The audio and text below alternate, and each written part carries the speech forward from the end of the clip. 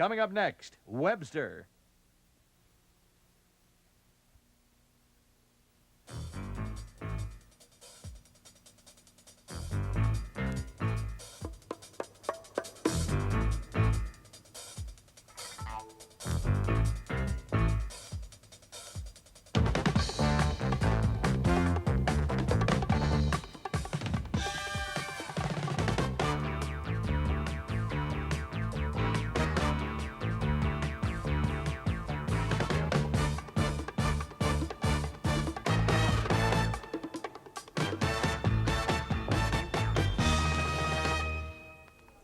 Good morning. Yesterday I got a letter, and we now know a little bit more about the man from nowhere, Luke Coleman. Remember the man who was found sitting in the sea bus depot 3-4 months ago with a note pinned to his chest? This is Luke. Please notify the police to help him. Well, we know a little bit more about him. We've got some dramatic news and some good news. But first, remember what I asked him. Luke, when you were left sitting there at the sea bus with the note that you had, what was going to happen to you? Did you know that you'd been left alone with nowhere to go? Oh yeah, they say somebody comes. They said somebody would come? Yes. What can you tell me about yourself, Luke? When's your birthday? August the 4th. August the 4th. What year? I don't know. Any idea how old you are? No, the doctor at Woodland says I was 81. Ah, he was pulling your leg. You're more like maybe 45 or 50. I don't know this. Or 51. I'll tell you more about Luke's letter and Luke's story.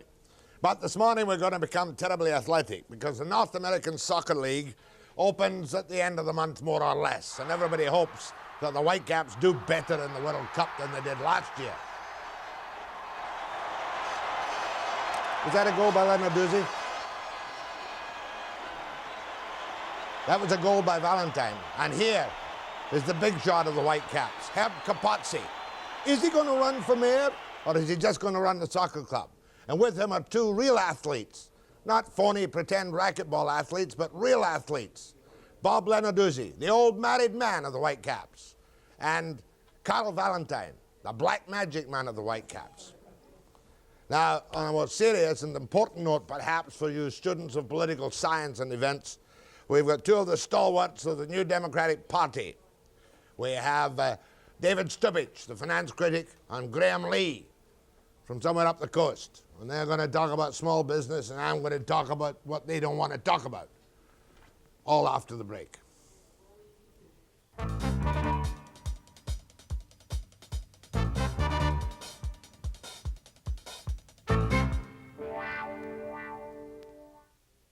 The most touching story that I've covered in many, many years is the story of the man we know as Luke Coleman. You remember when I interviewed him, he talked about the old couple who'd left him. They were called the Grahams, the Grahams.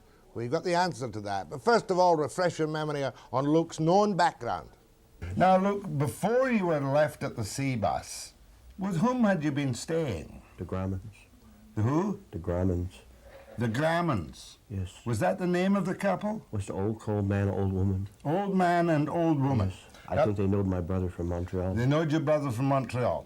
What's your brother's name? Bert. Bert. That's his little name. His little name. His full name being what? Bertolt. Bertolt. And your sister's name? Greta, the little name. What's her big name? Margareta. Margareta. And what's the last name? Coolman. We always Coolmans. Always Coolmans. Yes. Coolmans. Do you remember your mother and father? No. No, the old folks, my sister says they come from Bavaria. From Bavaria? Bavaria. And you've got a little accent? Just from what my sister teaches. Just from what your sister taught you? Yes, she says. Maybe a little bit of a Germany kind of accent? I guess. But a little bit she knowed lots of languages. She knew lots of languages? Oh, yes. Okay, let's go back to your early days, Luke. To what? To your early days. Oh, yes. Did you go to school? Where did you live in Toronto? We lived by the metro station. Yeah. Down near the Royal York Hotel? Oh, no, by the metro station. Right by the metro stations? In the big house? No, in the house, yes, not in the... Oh, no, we didn't have the bus house then. What kind of house was it? Oh, there's you come to the front, there's a great big room on this side and a great big room on this side. In this room, we had a big piano, the big one. My sister teaches the piano to the little kids, Grand piano? Oh, yes, you could... It was so nice, Yeah, and your sister looked after you very well, didn't she? Oh, God, it's the best. Why didn't you go to school? I don't know. The people sometimes I don't know the reading stuff. Yeah, don't get upset because No. we're having a nice, happy conversation. Yeah, sure. No, they Tell didn't me know the about stuff. Tell me about the time your sister stepped in. Oh, you got a bicycle. Yeah. Oh, yeah. I was little. I got a bicycle. The first day I fall right off and break my arm. Aye. Then the next time. And then there's just somebody one time says my head was made of wood. Oh, Holzkopf. That's the German, you know. See that again in German? Holzkopf. Holzkopf. The Wooden head. And she punched him. Pow. Oh, she really punched him. She really looked after me. You didn't go to school? No. And yesterday I got a letter. Almost an anonymous letter. It was mailed, I suspect, with design from the main post office in Vancouver a few days ago. I'm going to let you see part of this letter because it's from the Gromans. And I'll tell you why he called them the Gromans. And here, any moment now, is the letter. It was deeply gratifying to us to learn of the splendid efforts being made by you and those other fine people on behalf of Lucas Kuhlman, because it confirmed to us that we made the right decision for Luke.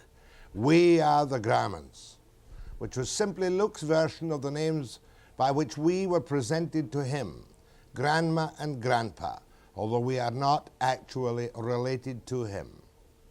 The full details of his tragedy will never be told, at least not by us, for to do so would only harm Luke and have a devastating effect on the lives of some other innocent people as well. Luke's sister took the infant and moved to Toronto, where with the continuous support of the mother's relations who fortunately had considerable means, she sought anonymity. For the rest of her life, she devoted herself to shielding Luke, making some enormous sacrifices along the way. We bless you, Mr. Webster, and pray that our gentle Luke will find the peaceful life that Greta wanted so desperately for him, the Gromans. Now, that is quite dramatic. We searched the phone books from one end of the country to the other to find Kuhlmans and to find Gromans or Gromans or various combinations. And of course, we had no luck. And it turns out the gentle couple who left him at the bus depot were known to him for how long we do not know as Grandma and Grandpa. So it's a little bit of Luke's background. Helps them, they tell me, to settle down a bit. And it's very likely that while he won't be living close to his favorite Stanley Park, where he with his sister and his brother stayed in that bus on and off, perhaps for even 10 years, he will be in a kind of rural surrounding. So to the Gromans, who are probably watching this morning, I want to thank you for taking the trouble to write the letter. And I think I can assure you that Luke is going to have a secure and peaceful future and will enjoy his life and the music and the tapes which he inherited from his gentle sister Greta, who spent all these years shielding him from potential trouble. And as far as I'm concerned, that closes the book on Luke. And I'll be back with Graham Lea and Dave Stupich after the break.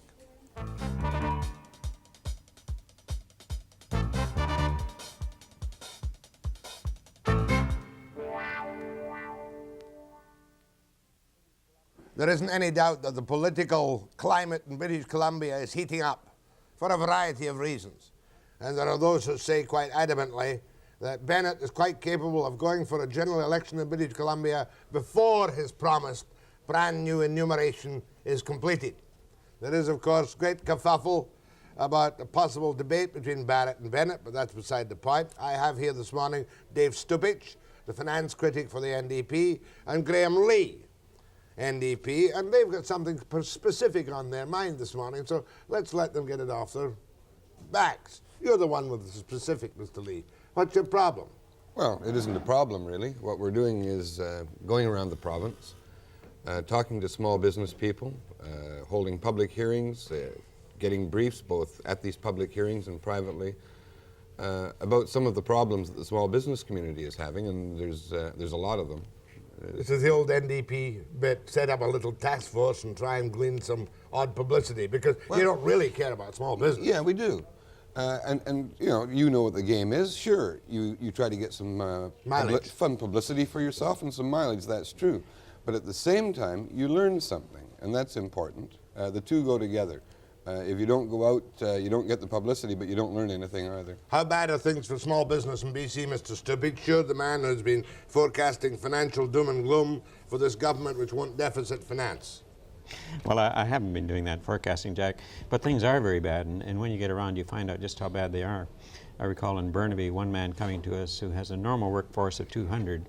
He's keeping 40 on and just managing to hang on, just trying to create employment for them so that he doesn't leave his key employees. Manufacturing plant? Yes, it is manufacturing. Are you telling me there is any particular way that the government in BC can affect the somewhat dangerous economic climate in this country when we just can't sell the lumber? There are no markets for it? Lumber certainly is the main thing, but we weren't trying to sell it hard enough when we had lots of sales. Unfortunately, we were relying on the American market almost completely. Free enterprise doesn't work then in the lumber industry. What would you like to see? Free enterprise needs some help sometimes, and there is a government agency that's supposed to be helping, and we send cabinet ministers all around the world on expense-paid trips to try to sell stuff, but I haven't seen one stick of lumber sold as a result of those trips, or 1 pound of minerals. Who does the most traveling as a cabinet minister and wasting public money in phony expenses? Not phony expenses, but in not properly utilized trips. Without checking the figures, I would say that Mr. Phillips is the one that does most of the traveling, and I think maybe it's not. I think it's a good thing to get him out of the country. We get along better without him. Yeah, better if he's away. He can do I less think damage so. in Japan or Australia than he can here. That's my feeling. But on the other hand, Phillips is your savior. Without the Northeast coal, Phillips, Basford, Bennett, and Ottawa, you'd be in real trouble in your northeastern righty, Prince Rupert. Well, is that not a fact? No, it's not a complete fact. As a matter of fact, I agree with the development of Northeast coal. Oh, are you against Barrett on that? No, he agrees with it also. What we would like to know are the details. We know that approximately $1 billion of taxpayers' money is going in. We think approximately $1 billion. I can give you the precise figures if you don't know.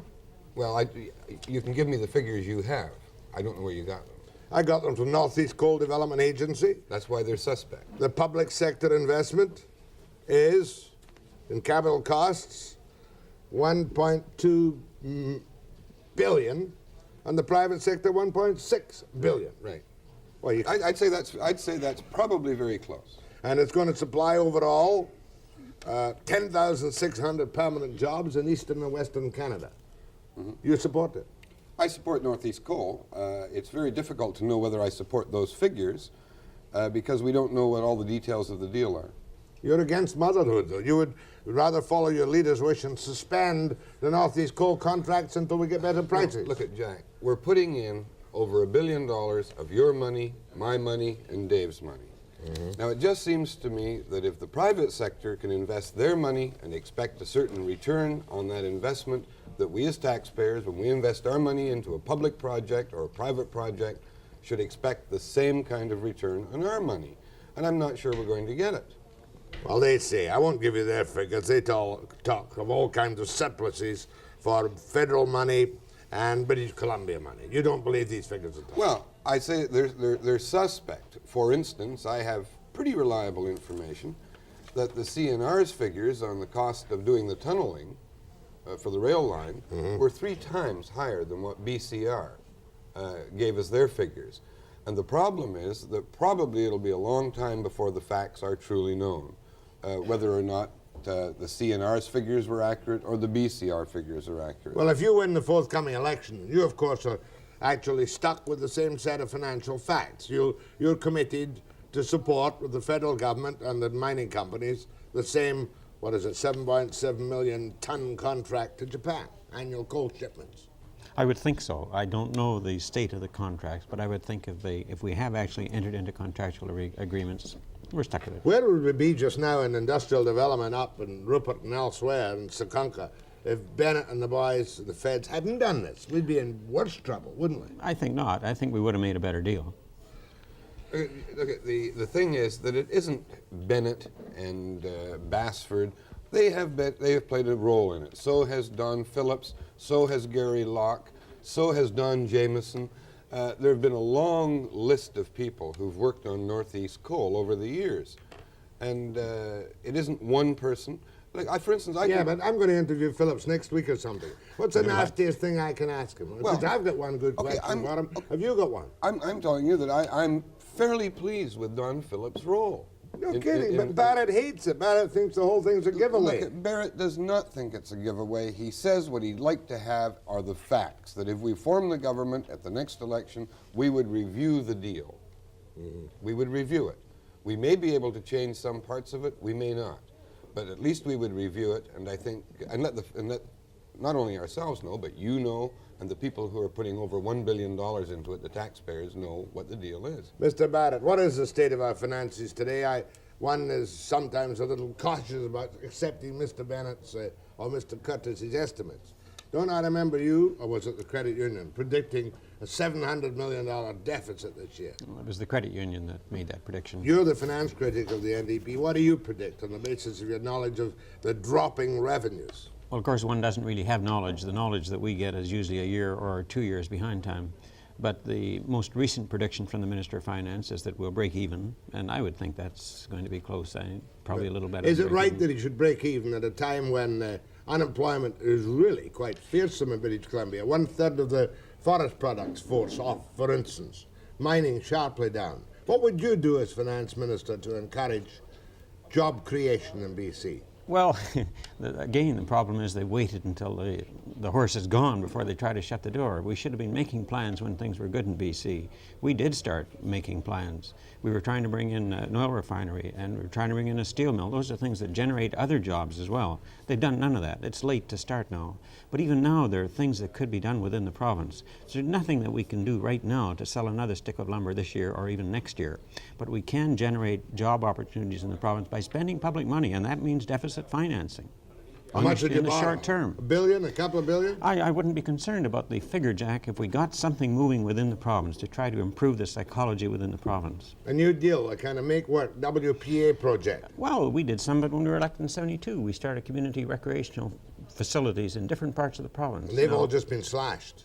They've stopped it completely. Yeah, and this is the wrong time to stop it. Now, when there are unemployed tradesmen available, when lumber is piling up, not being used, we should be doing things like that would create employment in the province, create economic activity, and make everybody feel better. Now, unemployment in the provincial government is going to increase vastly when he puts a freeze on, isn't it? By how much? What services is he going to have to cut? Well, we're going to probably be looking at around 2,500 school teachers who are going to be out of work. Actually, what's happened is that the provincial government has actually said, look, we're in a bad time, the economy's bad. We all agree with that. But what they've said is we have no solutions. There's nothing we're going to do except put on this phony restraint program that they're talking about.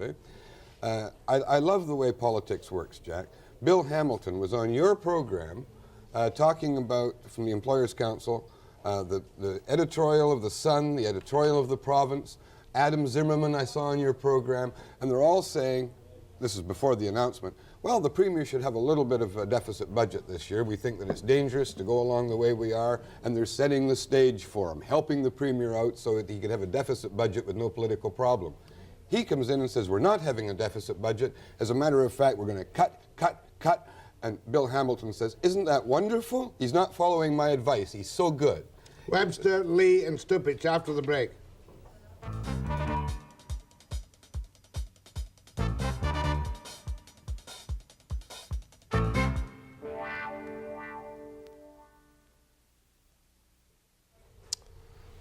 One of my problems is that I've been around here too long, and I know Dave Stupich quite well. I know Graham Lea not so well, and the fact that he was once a CBC announcer is not held against him. But Dave, are you not embarrassed, sorely embarrassed, by the re-emergence of Williams after you're giving him that lovely financial deal to clear the way for Barrett in Vancouver East the last time? You're not upset by the re-emergence of Bob Williams? Certainly embarrassed isn't the right word, and I'm not particularly upset. I think there are about 700 eligible members in Vancouver East who will make the choice on Sunday. Now, I hope they'll pick Alec MacDonald, quite frankly, but I'm sure whoever comes out of it will be able to work with the group as a member of the caucus. Because I suppose I'm wrong when I cast my memory back and say that was a lifetime deal. No, it wasn't. No, it was. Remember, it was one-term, $80,000 over a period of years. which was the equivalent of what an MLA was getting at that time. And he did his For time. one term. And then he was a free man to run again if he wished. Whatever free society, you could run. You could run if you could.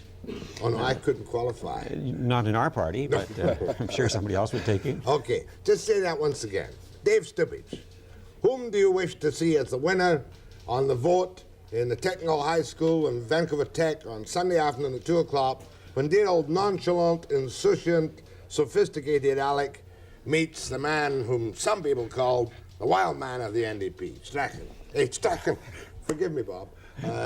Williams.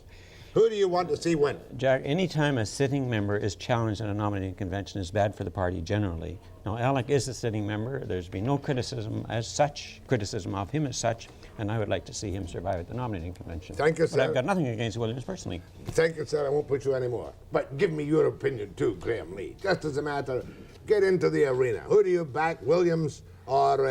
I wish Bob Williams had run in another seat. to put it bluntly? Yeah. In other words, you'd like to see him back in the legislature, but not trying to take the seat away from the man who was the Attorney General. I would like to see him run in another seat. I'd like to see Alec MacDonald in the legislature. I think he's given us a great deal and has a lot more left to offer. To offer. Jolly good show. Now, next question. Old-timer. You've been in politics, lo, these many years. How many? I ran first in 1949. You've seen the elections in British Columbia every 3 years, 3 years and 3 months, 3 years and 5 months. When will Bennett call the next one?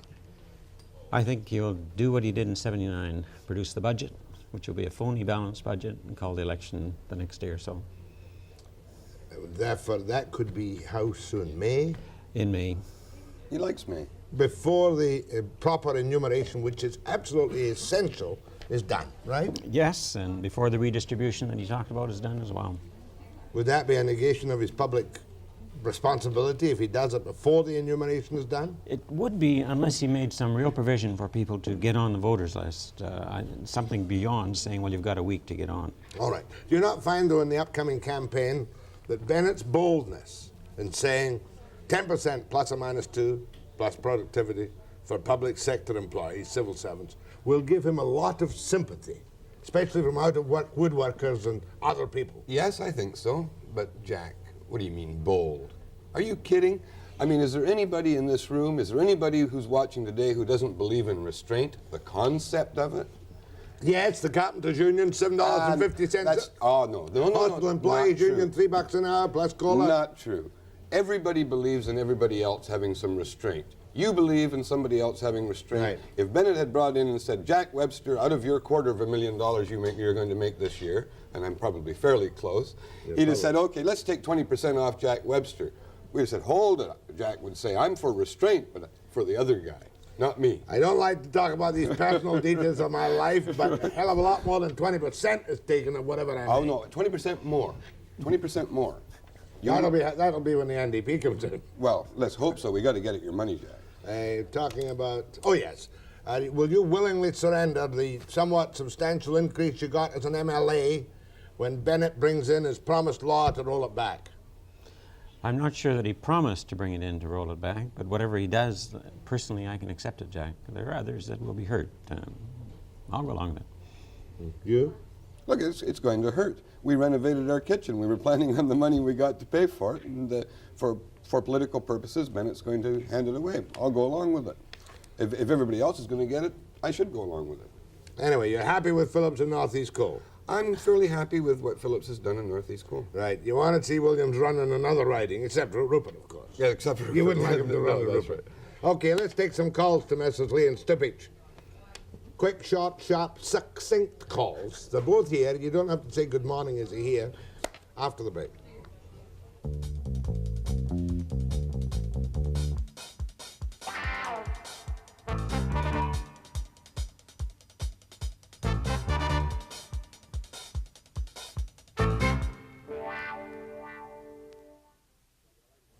I've got a feeling, Graham Lea, just talking about the election before I go to the phones, that he might just stick on. Unless the BCGEU really confronts them, which I don't think they will in July or August?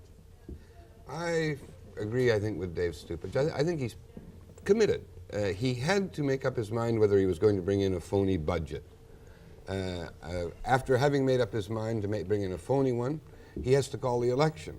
If he isn't bringing in a phony one, then maybe. But I suspect it'll be a phony budget. Do you think he'd go for an election on that? I won't call it phony. His so-called balanced budget, and then go to the people on the basis of, I've balanced the budget, I'm restraints, I'm going to hold these horrible civil servants in check. Do you think that's a big enough issue to go on yourself, non-politically? Do you think it's a big enough issue? How can it be non-political, Jack? But I think having announced that program, he has to go to the people with it before the failure of it becomes obvious. So in other words, before he runs up against, if he does, the BCGEU. Well, no, the failure of the program. It won't work. Well, he's got to cut back on money. You agree that. If he doesn't deficit finance, he must trim. That's right. Yes. Got no option. But he can't trim that far.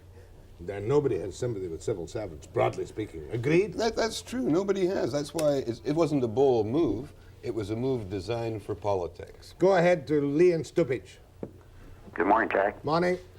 I'd like to ask the member from Prince Rupert whether or not he agrees with Ian Waddell, our member of parliament for my constituency, who is now asking the unions to boycott and to strike against the Ridley Island Coal terminal. Do you agree with Waddell?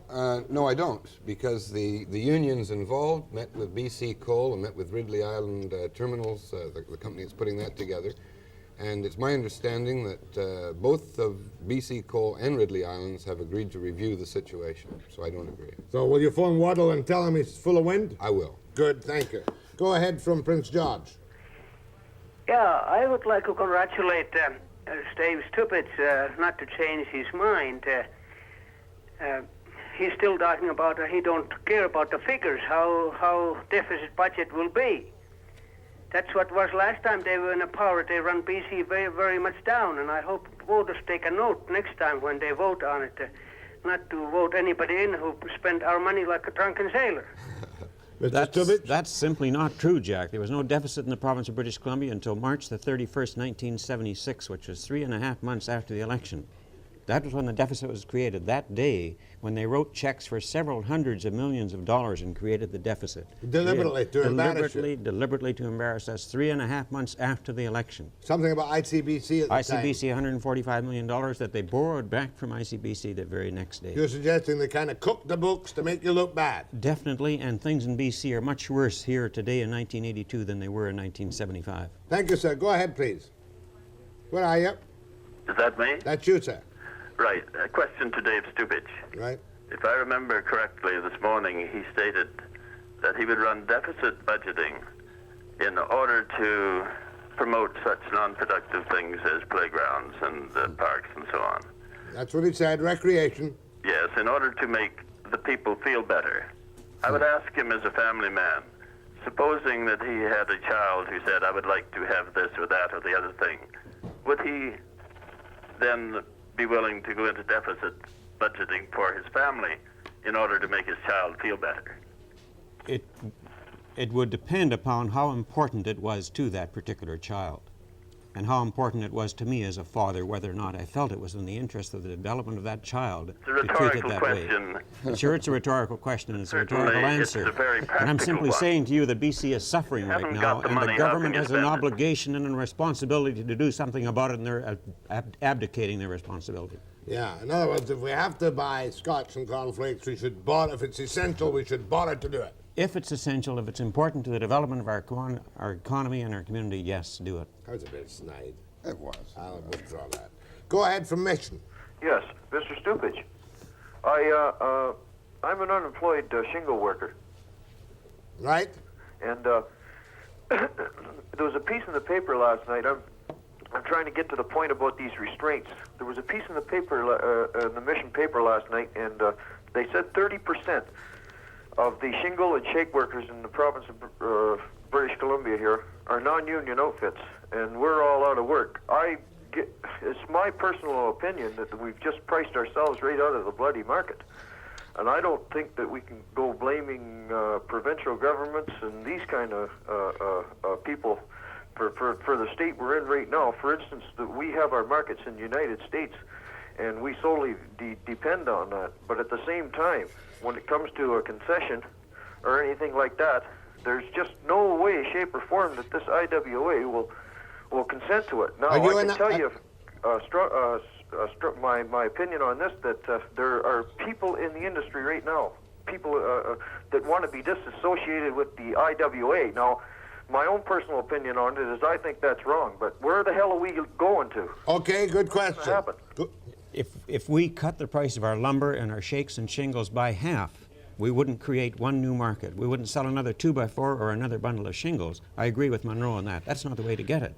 As a matter of fact, if we did cut the prices substantially, we'd lose the American market completely in view of the pressure that's on right now to keep us out. But with the economy as it is right now and the unemployment, is it not that, don't you expect unions one of these days, as in the United States, to say, okay, we'll do without a raise this year. We'll make a little sacrifice. Do you expect that to happen? I think they would.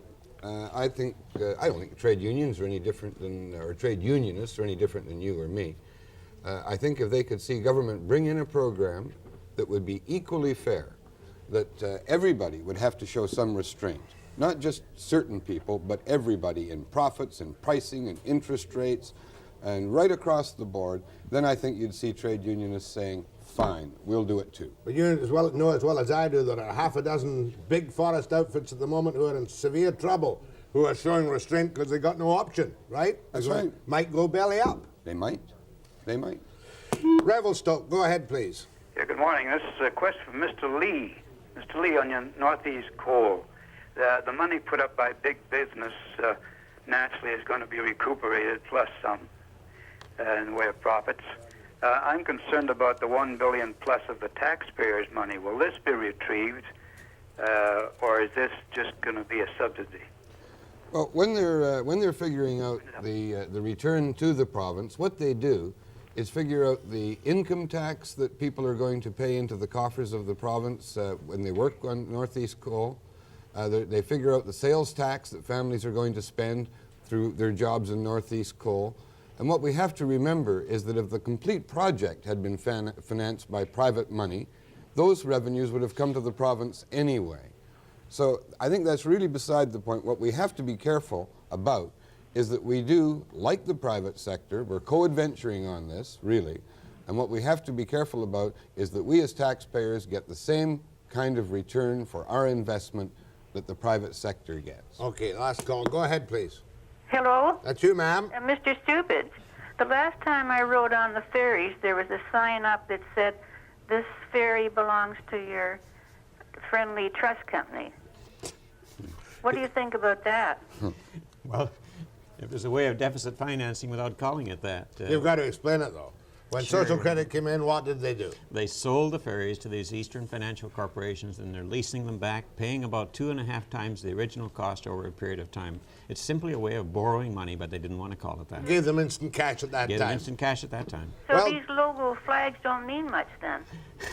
Well, they cost a lot of money, I understand, to See put the new those logo flags that are flags there? on them. Yeah. You obviously don't have the spirit, Mr. Lee. Oh, I have the spirit, and I wish they'd call the election. Do you have a TV production center that gives you tips on how to behave on television? No, do you? You don't? Do you? No, we know how to do it. But I was going to ask you if your dress was in good order, but I tried it with your leader and he sorely embarrassed me. Really? It was quite funny. Did you see that? Yes, I did. Yeah, you missed all the best. Yeah, that was good. Gentlemen, we shall see you on the hustings. You thinking me? I think. You thinking? I think he'd probably, what he's trying to do, in my opinion, is get some more labor unrest before he goes. So he probably... Deliberate, vicious, wicked confrontation. That's so-called politics. That's what they always are. That's what they always do. Say a good one. Oh, you said a good one about Phillips. I don't have to. My thanks to Messrs. Stupich and Lee. Next. Capozzi for what?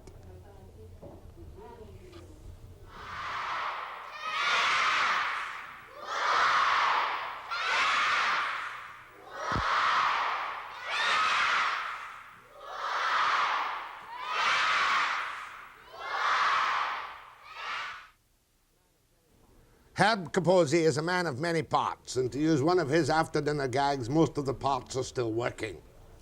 Capozzi, of course, is a well-known Ken Speckle figure in British Columbia and other places around the world.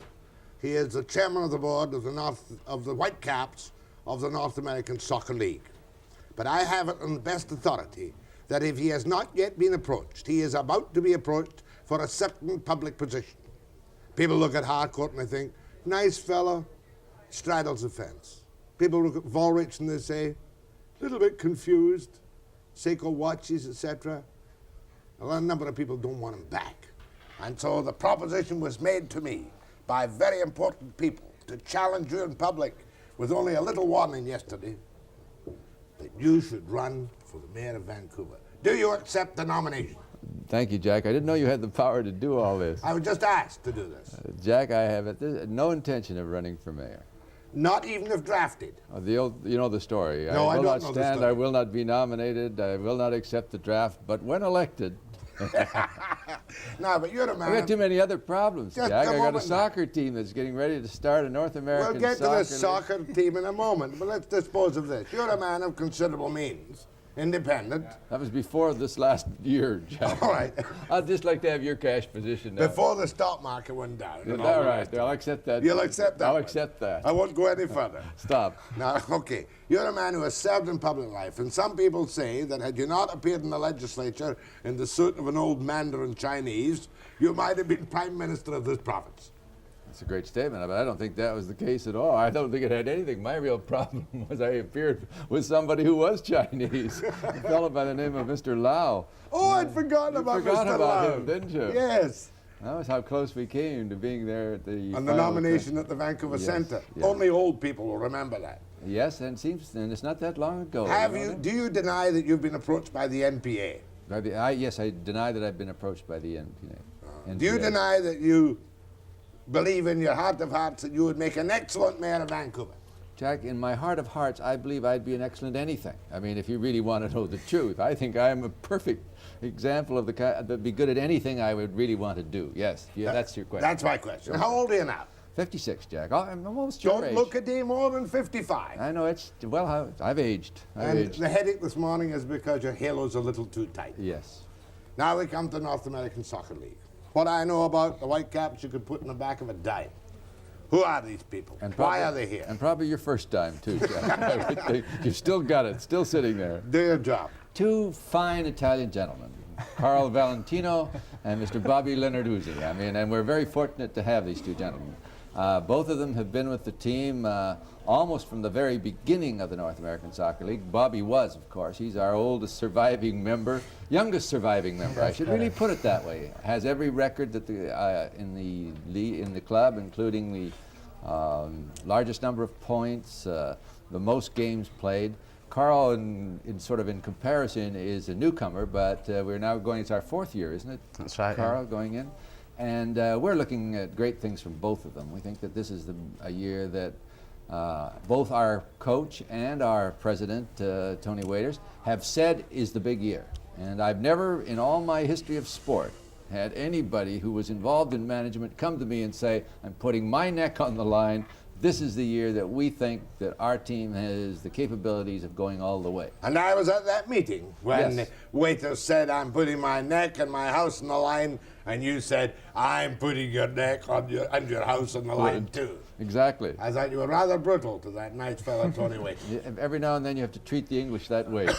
Yeah, The English aren't like the Scots. They're either at your throat or your heels. Yeah. I was noticing in your promos, though, there's a picture, a photograph of you in a soccer uniform. Did you realize that when it comes on, they first start this program, and there is a photograph of you in a soccer uniform. It now comes out that not only are you in a soccer uniform, but you played the game and played it well. I played against Stanley Matthews in an army team in Egypt in 1943, I suppose it would be, 43. They tell me that in England today, that Stanley Matthews admits that he played against you. It I shows doubt that. who is the major star today. Little story.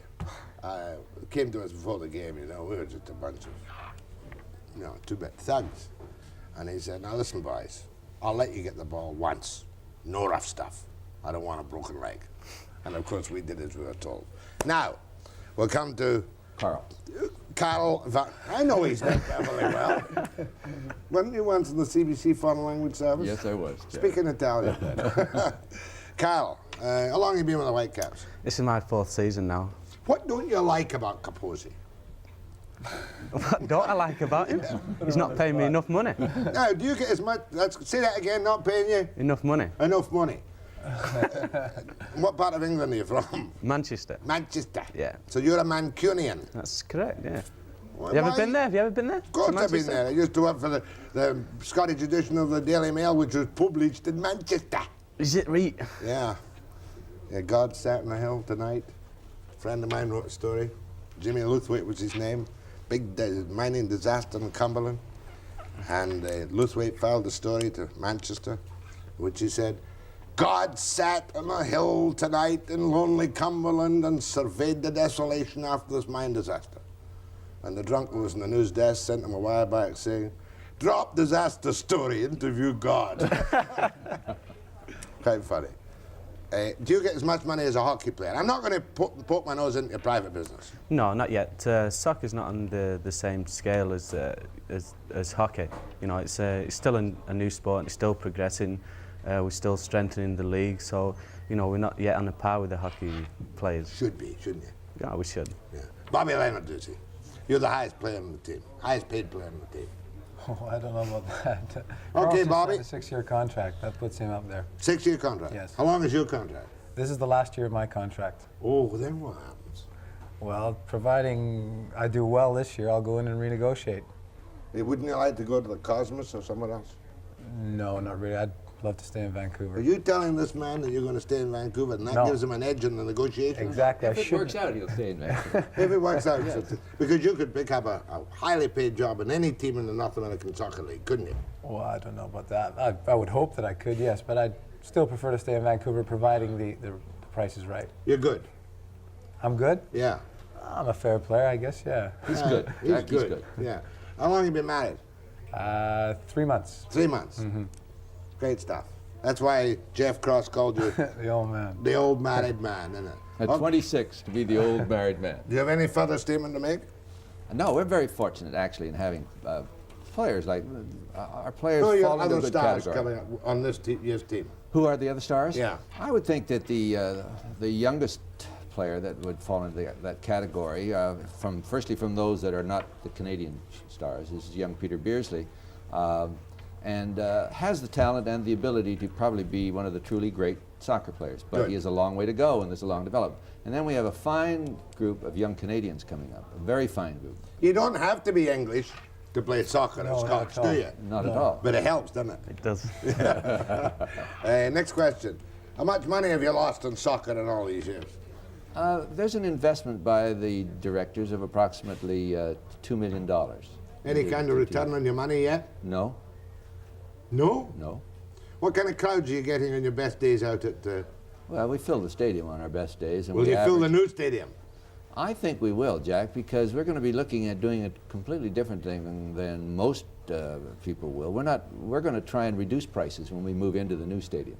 Well, more volume. Exactly. We think that the great advantage that we have as the Whitecaps is that it's a family sport, that you can still go to a game of soccer and bring 4 people and still go for $20 for the 4 of you. Not bad. And we think you got to keep it that way. And so when we move into the new stadium, we would like to believe that we can have large numbers of people doing exactly that and enjoying the new facility. Magnificent facility, Jack. Oh, we must go back again and do another article on it. I think that people will crawl on their hands and knees, even if the city council is too stupid not to put in the proper access.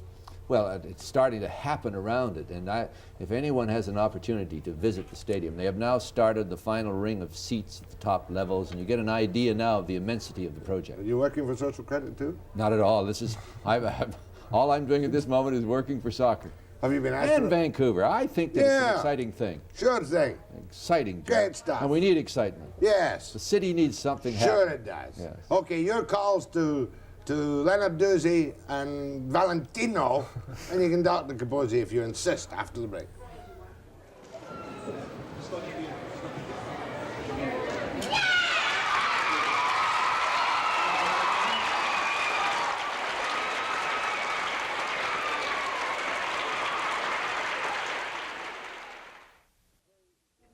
One last question. Look at that. Look at the light up. Do you play indoor soccer? Yes. Do you play indoor soccer? Yes. Do you like indoor soccer? I don't mind it, yeah, I quite enjoy it. Because you get paid. Do you like it? No, not at all. The opposite. We don't get paid. You don't get paid? No. Well, we get Included paid. in their contract. Yeah, it's all included. You going to keep it up? We would like, because we haven't really obtained the support, we would like to move away from it. Though the game in other cities, Jack, has been spectacular. It just doesn't seem right, does it?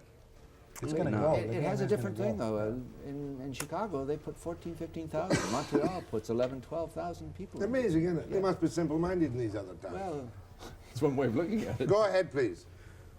Go ahead. That's you. Yes, good morning, gentlemen. I have two very quick questions. My first one directed to Mr. Lenarduzzi regarding the matter when he was nominated or awarded the North American Soccer League Player of the Year award. I understand that there was a prize sponsored by, I believe it was the Pepsi-Cola company. Was that ever resolved? Did you, in fact, ever receive that particular award?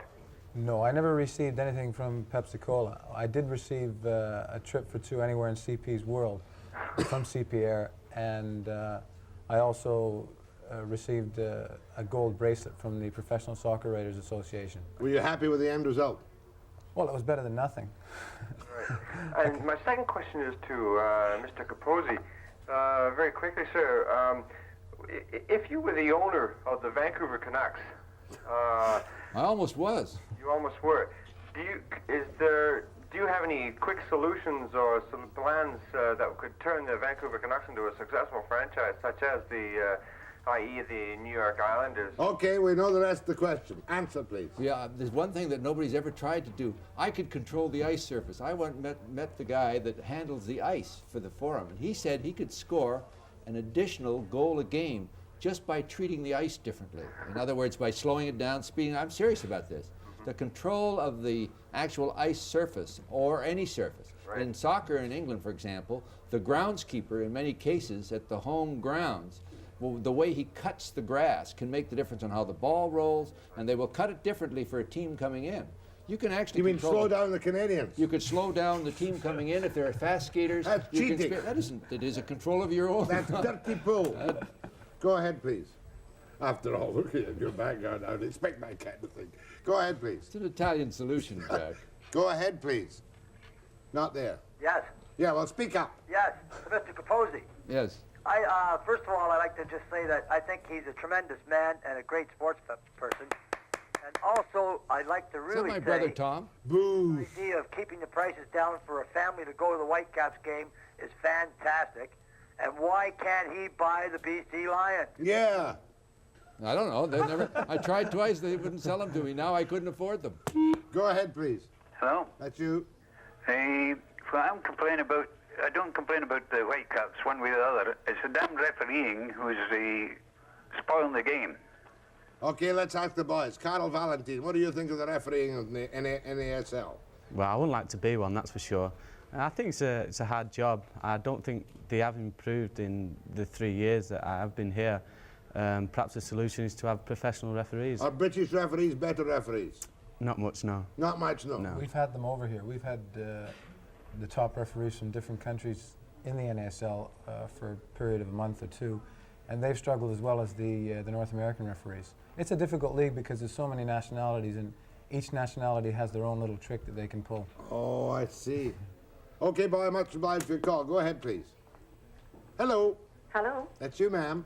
Oh, well, I'm changing the subject a little here, but regarding the soccer, you can say I'm from England, and we're very much interested in soccer. And we find that the season here in Vancouver is an absolute dead loss for the children, the youngsters in soccer.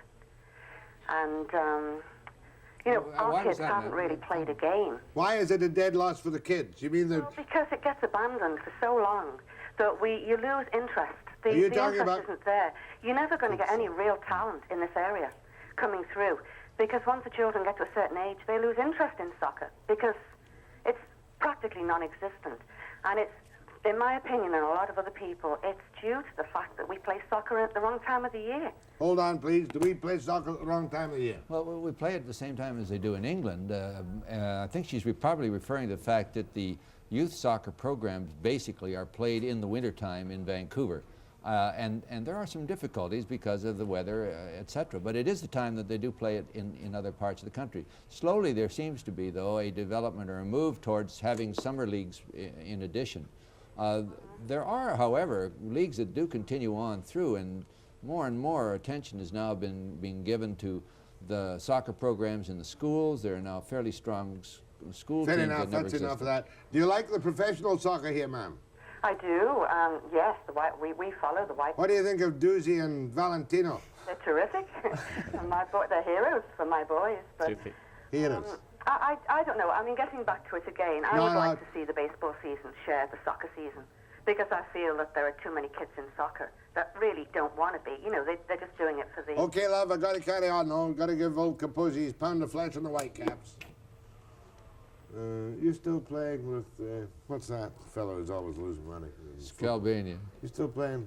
Whenever he will. And do you play for $5,000 or $10,000 We used to play for time? that. No, now we play for $50. The times have changed, Jack. They're tough times right now. The depression is here. The last time we were supposed to play, he wasn't able to play. He broke his finger, and as a result, I ended up playing with a fellow by the name of Dr. Lee Poulos. But we both went dressed as Nelson. We put on the beards, and one of us went as Nelson, 1981, affluent, etc. And then one of us went as Nelson, 1982, with a big, huge thing called payable. So we have our jokes with each could other. you be suffering from Illusion. what's the word? Retarded development? No, that's not the word. It's a different phrase. Never mind. Arrested development. Arrested, I think so, yes. Yeah, very probably. Go ahead, please. Hello. Hello. Hello. Hello. That's you. Oh, that's me, eh? Yeah. Yeah, I want to talk to a Mancunian. I'm a Mancunian. Oh, Is there it? it is. Yeah. I used to follow Manchester City. The last time I saw them play was in February 1928. That's a long time ago. That's a long time ago. Who were they playing and what was the score? Well, Stoke beat us in the fourth round of the cup at that time, 2-1. 2-1. Well, Manchester City's Carl's.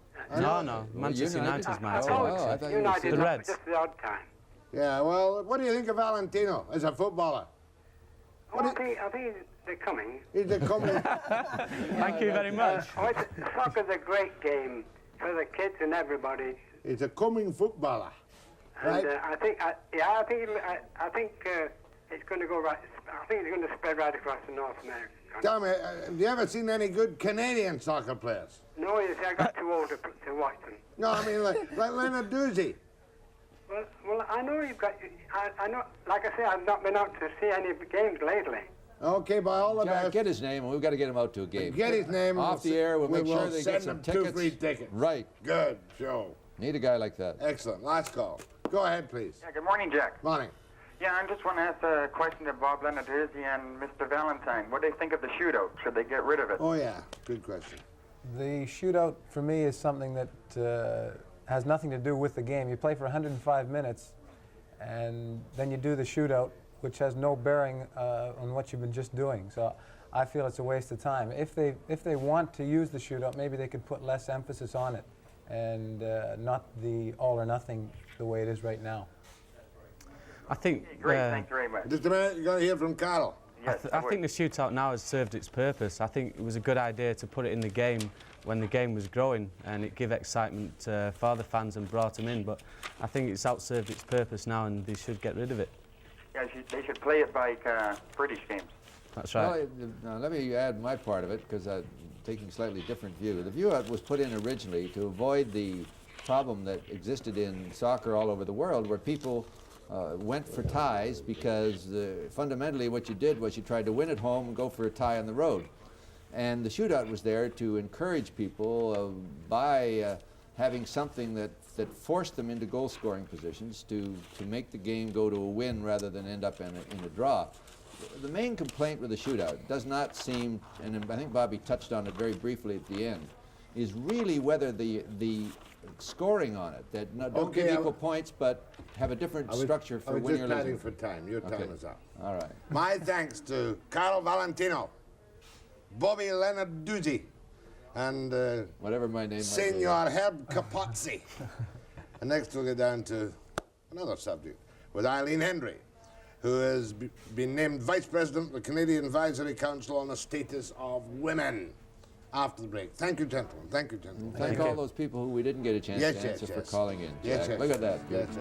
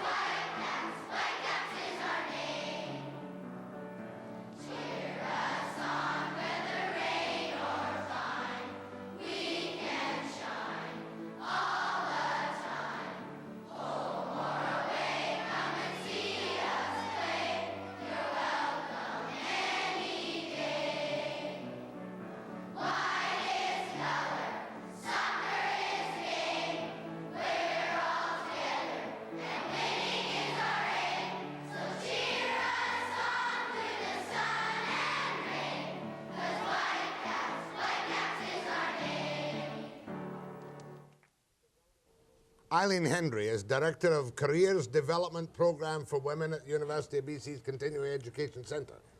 It's Did a I long get that one. right? Every word. Every word right. Yes.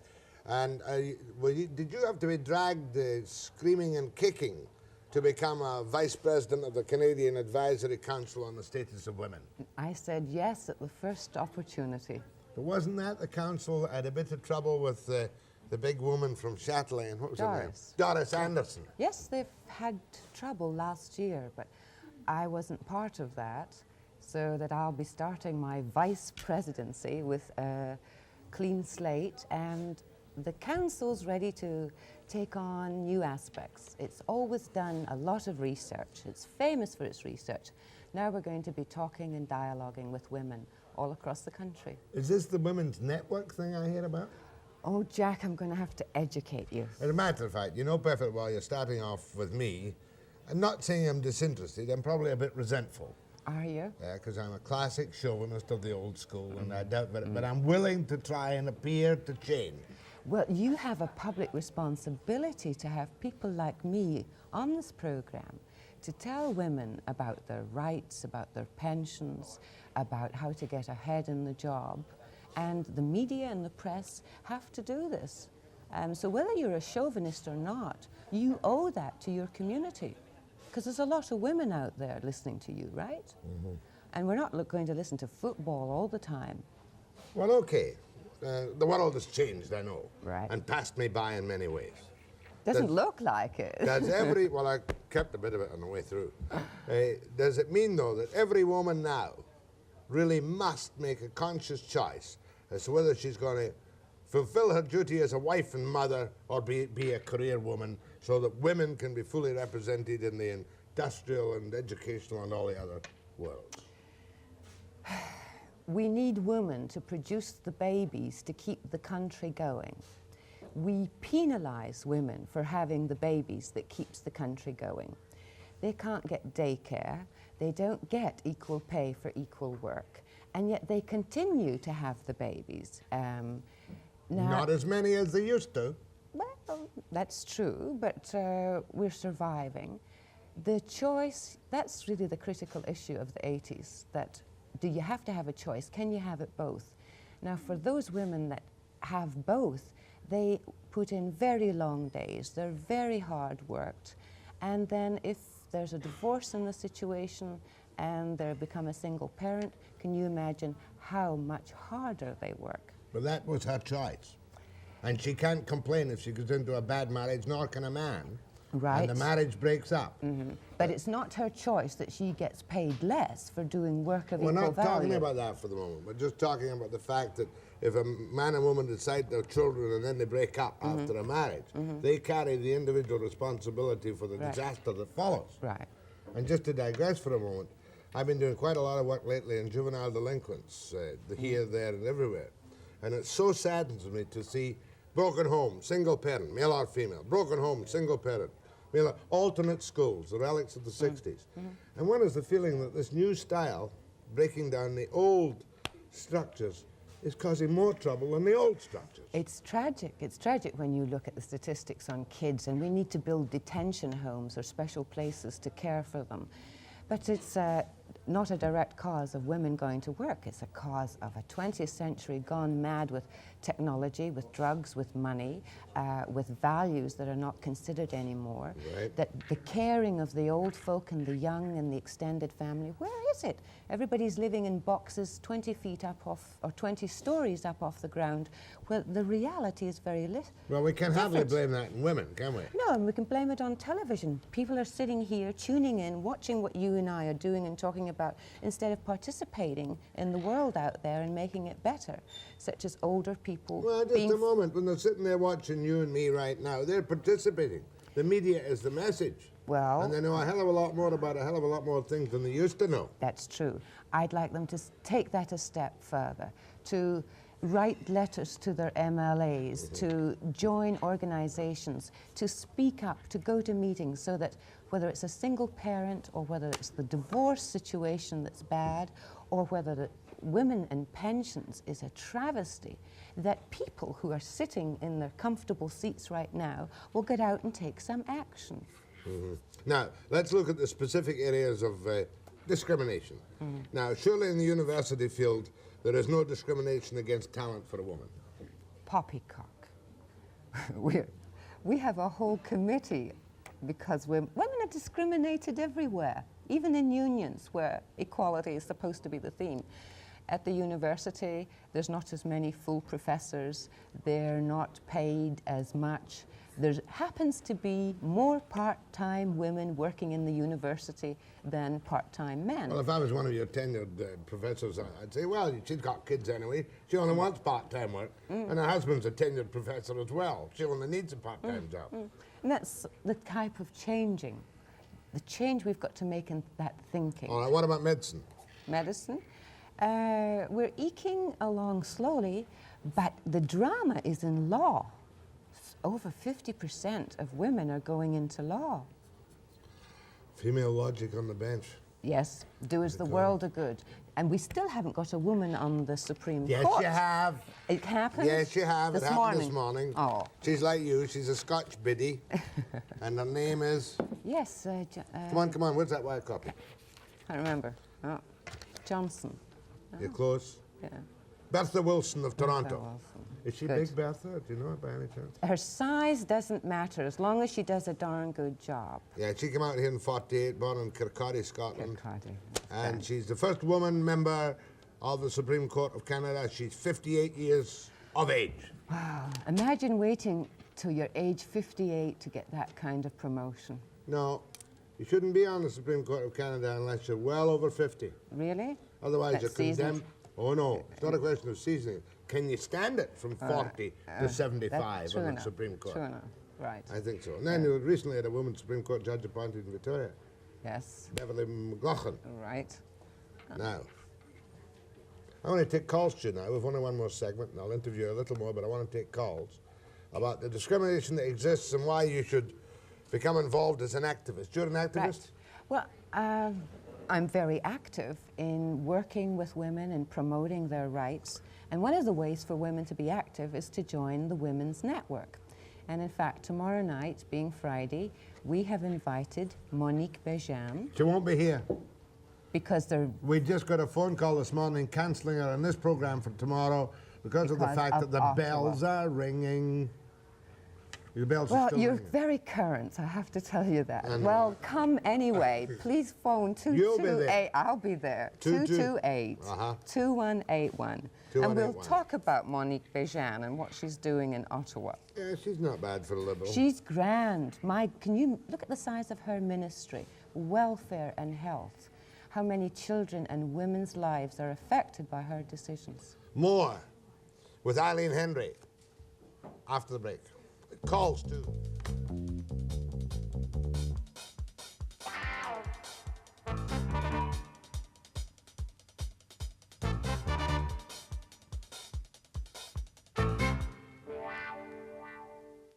Appropriate term.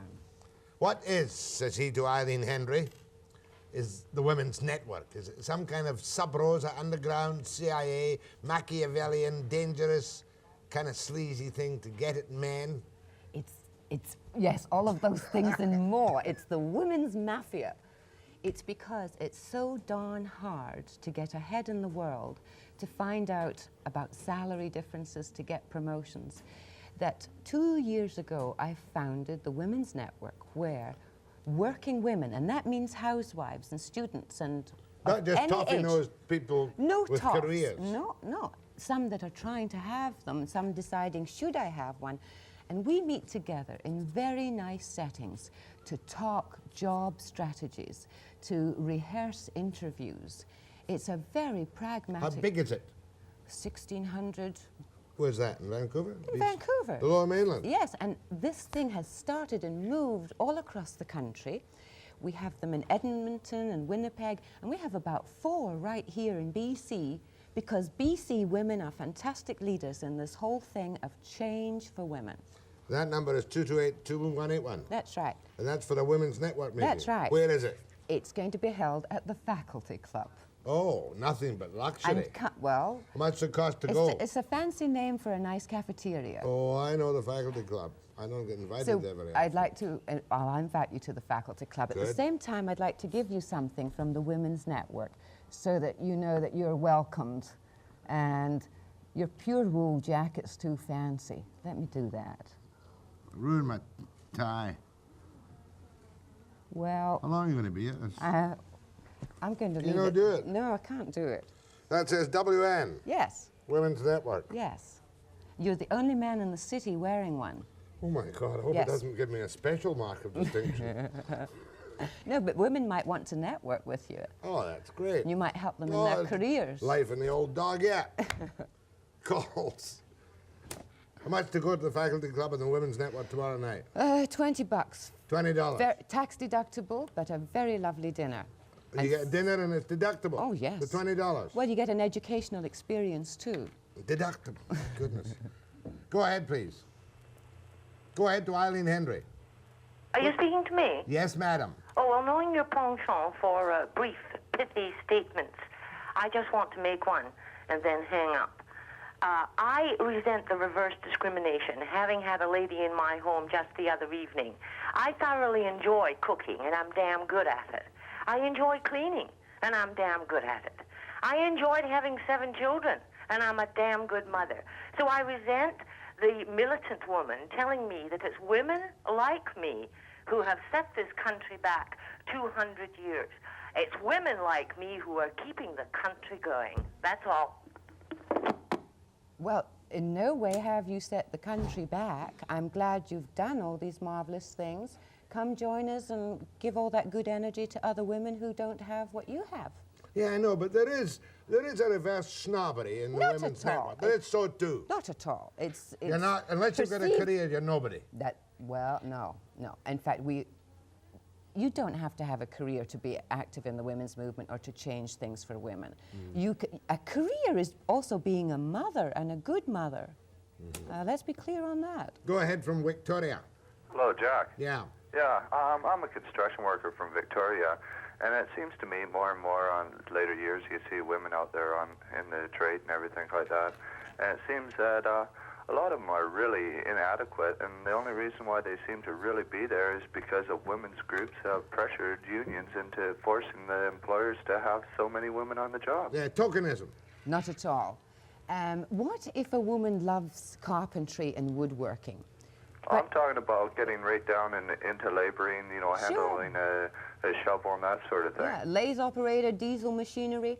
We don't get trained in this at school, so that when the chance comes and women have to go into the trades, because the future labour shortages mean we have to have millwrights and carpenters and electricians.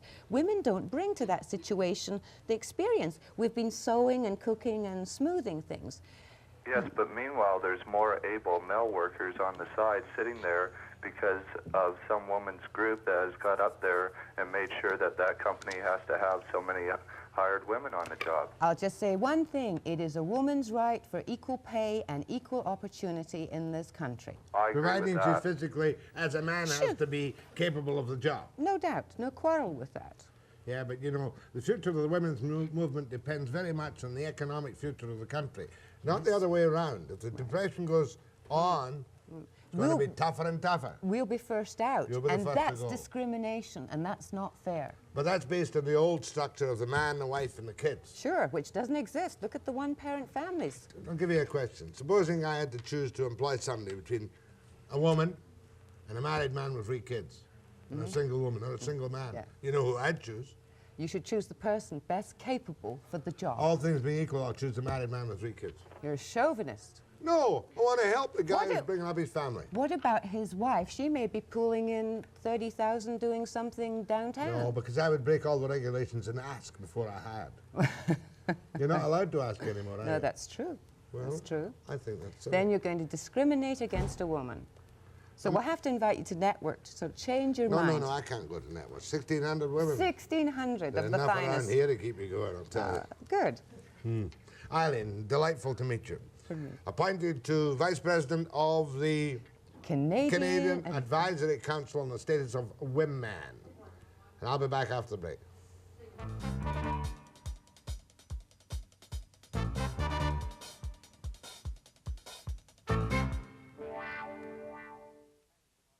Yeah, I was going to have a good bash with Monique Bajan tomorrow morning, but because the bells are ringing in the House of Commons, they've all got to stay there in case the Tories decide to come back.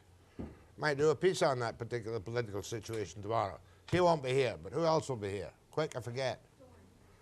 Oh, I've got an NDP guy from Manitoba, and Brother Timothy, a wine expert. What's the name of that wine company? Can't remember. Anyway, bright program tomorrow, 9 a.m. precisely.